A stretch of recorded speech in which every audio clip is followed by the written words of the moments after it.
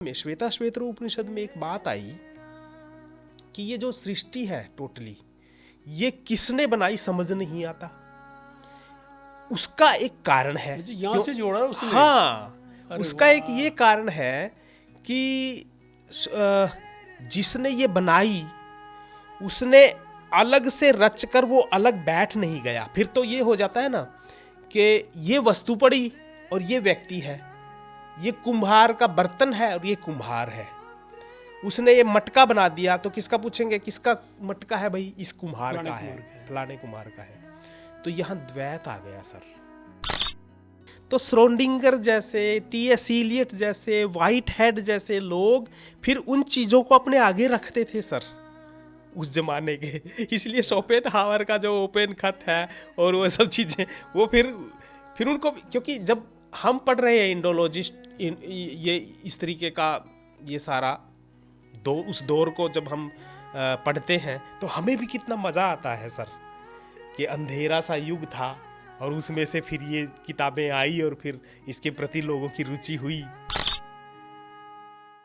उसे प्रणाम। नमस्कार। वैसे जी लगातार बात चल रही है ज्ञान की जी जी और परमात्मा की, ब्रह्म की। जी कहाँ आपने हमें घुमा दिया। लेकिन हर एक प्राणी की ना एक इच्छा रहती है जी कि ये संसार तो देख लिया, मुझे मोक्ष मिले। हाँ जी। और ऋषि मुनियों की भी रहती होगी, संतों की भी बिल्कुल रहती है, बिल्कुल आम आदमी की भी रहती है बिल्कुल। कि मोक्ष मिले। हाँ जी। तो इसके बारे में उपनिषद क्या कहते हैं? हाँ, वो बिल्कुल। ये तो वैसे भी मोक्ष का मतलब ही मुक्ति है। मुक्ति। और सांख्यकार जो थे उन्होंने कहा कि दुखों से मुक्ति। योग भी इसी के बारे में बोलते हैं कि जब मुक्ति हो जाएगी तो हमें आनंद मिलेगा। आनंद मिलेगा। और वेदांत भी यही बोलता है कि जो वास्तविक आनंद बिल्कुल मिलेगा। हाँ जी। तो इस उपनिषद उससे में एकाकार हो जाएंगे। हाँ जी, यही मोक्ष हुआ ना। बस तब वास्तविक आनंद हाँ जी मिलेगा। हाँ जी। क्योंकि वो ना सच्चित आनंद स्वरूप है। हाँ, वो आनंद स्वरूप वो है। टोटली जो ज्ञान है वो ज्ञानमय, मतलब चिद। और सत्य, परम सत्य क्या है? वो है। परम ज्ञान क्या है? वो है। और परम आनंद वो है। सुख से ऊपर की श्रेणी है। मतलब सुख आ गया तो हो सकता है फिर दुख भी आएगा। सुख का जो विपरीत है वो दुख है, परंतु उसमें अल्टीमेट है वो, उसका कोई विपरीत पर्याय हो ही नहीं सकता। उसका ना विपर्य है और ना कोई पर्याय है उसका। तो क्योंकि वो निर्विकल्प है, उसका कोई विकल्प भी नहीं है ना किसी से। बस उपमा भी नहीं है। ज्योति ज्योत हाँ जी हाँ जी। उस ज्योति में जाके मिल जाता ये ज्योति मिल गई जाके। तो श्वेताश्वेतर उपनिषद में जब वो बात मंत्र, क्योंकि ना ये जो 5वां अध्याय है यही ये पूरा हो जाता है। तो ये जो बाहर के दार्शनिक हैं, उस दिन भी बात कर रहे थे हम, वाइट हेड करके, और एक लेखक हुए हैं, वो हैं तो कवि, टी.एस. इलियट, अमेरिकन है, अभी 1925 में जैसे जन्मे। और पर वो खास बात ये है कि वो नोबेल प्राइज़ विजेता है। अच्छा। हाँ जी। तो उन्होंने निबंध लिखे, उन्होंने कविताएं लिखी।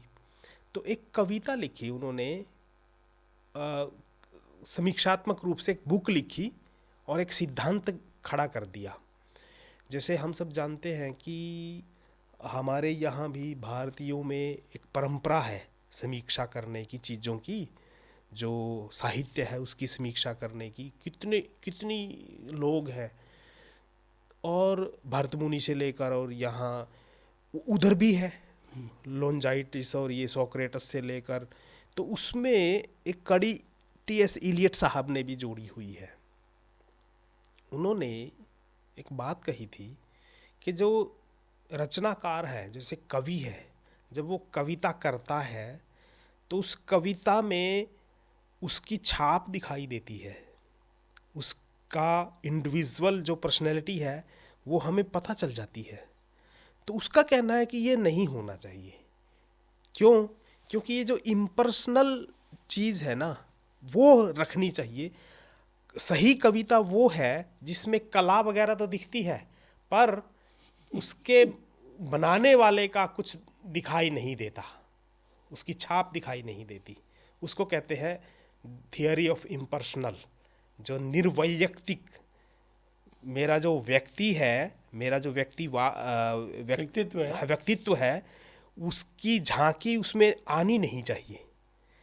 जब मैं कविता पढ़ रहा हूँ तो केवल काव्य का जो सौंदर्य है, उसकी जो शैली है, उसका जो भाव है, वो दोनों प्रकार का, उसका सौंदर्य का भी और उसका अंदर का भी, ये दिखनी चाहिए चीज़ें।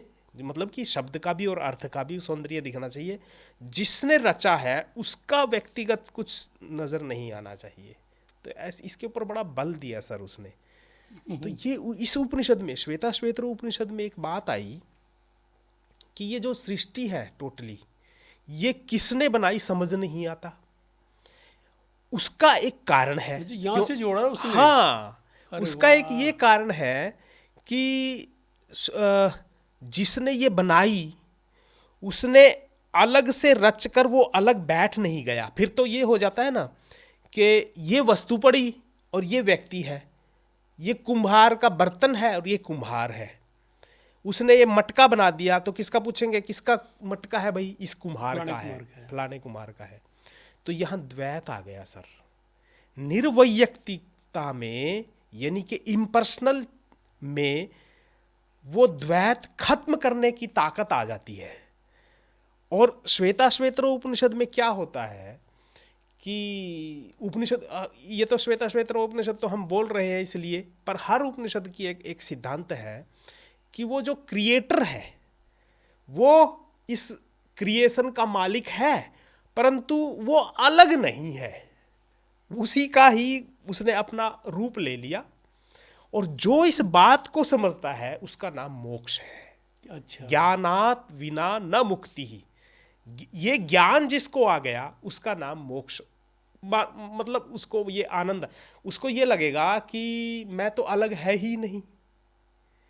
यदि यच्च किंचित जगत सर्वम, जो कुछ भी है संसार में वो मेरा नहीं है तो किसी का है। अरे किसी का क्या, वो उसी का रूप है। मतलब वो उसकी संपत्ति अलग अलग करोगे, सोचोगे अलग अलग, तो वो तो दो चीजें हो जाएंगी, फिर वो है ही नहीं। प्रकृति जो है वो अल्टीमेट ब्रह्म ही है, ब्रह्म ही है। हाँ, तो ब्रह्म ने अपनी शक्ति के द्वारा उसको ऐसा दर्शा दिया कि वो अलग है और वो अलग है। अलग होने के बावजूद उसी का उसके ऊपर हक है। ये जो व्यक्तिवादिता है, इसको टी.एस. इलियट ने इसके साथ रिलेट कर दिया सर। टी.एस. इलियट ने बहुत अच्छी अच्छी चीज़ें लिखी, बड़ा मतलब बहुत उसने, हाँ, निबंध और ये काव्य बहुत अच्छे लिखे उसके ऊपर ना। क्योंकि ना ये जो अमेरिका में उन दिनों भी हम सोच रहे थे, ये जो ट्रांसजेंडरेशन जब ये चला था, जिसको हिंदी में कहते हैं पारलौकिकवाद, ट्रांसडेंटलिज्म जिसको बोलते हैं, इस पूरे के पूरे दौर में जितने सर लेखक हुए और जितने वो हुए ना, सबके ऊपर उपनिषदों का प्रभाव मिलता है सर। हाँ, और जब ये लिख रहे हैं फिर वो पुरानी बातें भी आ जाती हैं।